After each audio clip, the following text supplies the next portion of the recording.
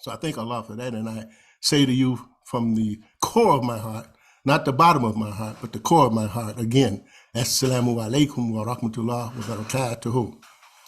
I recall reading in a magazine, I think it was the Message magazine some years ago, and Prince Charles, of all people, he was addressing the Muslims in England.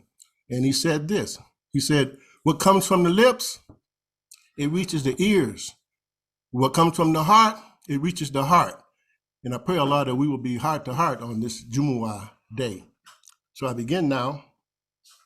Ashhadu an la ilaha illallah wahdahu la sharika lahu wa ashhadu anna Muhammadan abduhu wa rasuluhu sallallahu alayhi wa sallam wa alihi wa sahbihi ajma'in. Amma ba'd.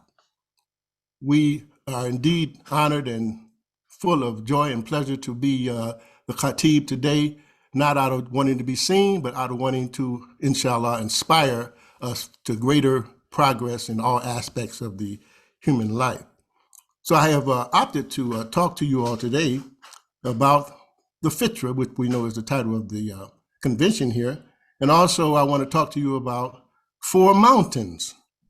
And before I do that, I'd like to recite a few ayahs from the Quran, and I'm going to try to limit the Arabic. I'm not a real fast reciter, and I know that the time is limited.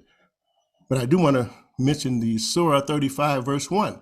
Well, it has the word Fatir in it. And Fatir, most of us know, means the creator, the one who brings things out of nothing and brings things into something, bring things into reality. So Allah reveals, Alhamdulillahi Fatiris samawati wal ard. That is, the praises to Allah, the originator, the creator of the heavens and the earth. 35:1 in the Quran. And the word fitra, most of us know, is a word that has a feminine T on the end. And by having a feminine T on the end, it means one of that thing. Da'watun, one call. So we understand that this is one creation that this creator set forth. And we know too that this creation was created by one being, that is Allah himself, subhanahu wa ta'ala. And we know that this creation is set and focused with a pattern of life that the creator has given all of us, or all of the creatures, all of the creation. The dog is the dog, and you can look at the dog and study him, and you know the nature of that dog. You look at the lion, you can study the nature of the lion, and you know the nature of the lion. And speaking of the lion, real quickly, the National Geographic Special had a TV program where it showed about 3 or 4 Africans with a big machete, and they saw a pride of lions devouring a wildebeest or some other animal there. And would you believe, they walked up on the pride of lions, and the lions, they backed off of the kill, and they went in there and got them a few pieces of the animal and walked away. And the narrator was saying that they have to do it quick. That initial fear that the lion puts in his own self lets him know that I'm backing off of you, Homo sapien. And they take that machete and got the meat and ran. So we know that fitra has something to do with the pattern, a pattern that Allah has created everything upon. And us as human beings, we have a pattern too. And the thing about us is God has given us the latent ability, if you will, to go away from the pattern and become like the beast, want to devour and destroy things, you know. But Al-Islam has come to cause us to go back and come back to our submission to his will. Praise be to Allah. So most of us know the ayah 30:30 of the Quran.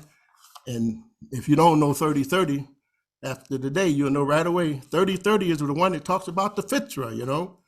30, and we're going to go to it right quick if you bear with me here. 30:30. And Allah reveals,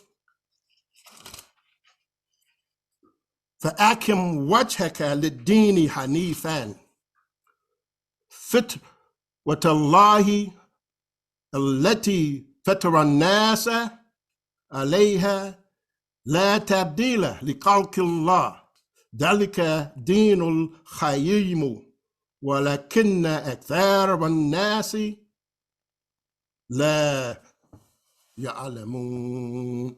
Translated, establish, pardon me. So set thy character, set thy focus.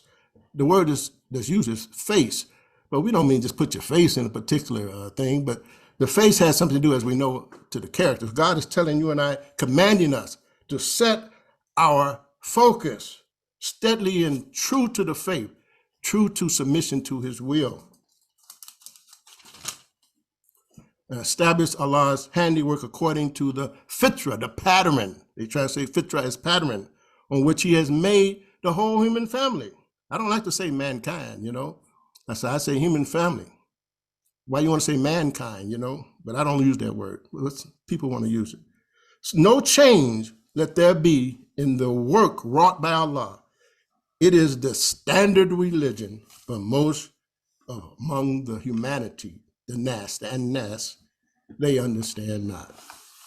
So continuing on, I want to talk to you about the mountains, you know. Have you driven through the mountains and experienced a feeling of great awe and fear, along with a feeling of smallness and wonder? Mountains are indeed a wonderful picture of the awe and humility we should feel before the Lord Creator, who has placed the mountains to stabilize and balance the earth, and for other purposes that we don't even know of unless we are scientifically oriented toward that particular study. But we know that there's not any person that's living that knows everything about this creation, but yet we know also that God has given this human being the ability to know the nature of things and to traverse up into the heavens and learn more about what this universe is about, So we find in the glorious Quran,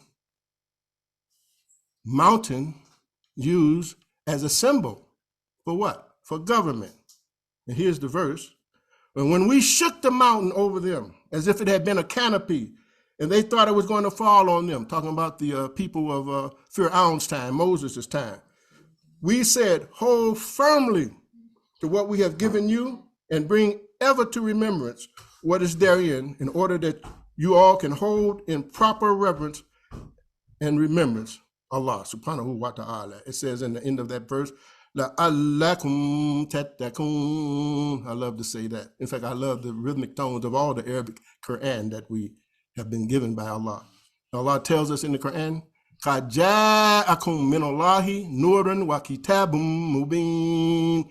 No doubt has come to you all a light and a plain book. So we know that this Quran is for every human being walking that will walk in the future. It's for everybody. It's not just the book of the Muslims. And we have a duty as Muslims to extend this Quran to the whole of the human family.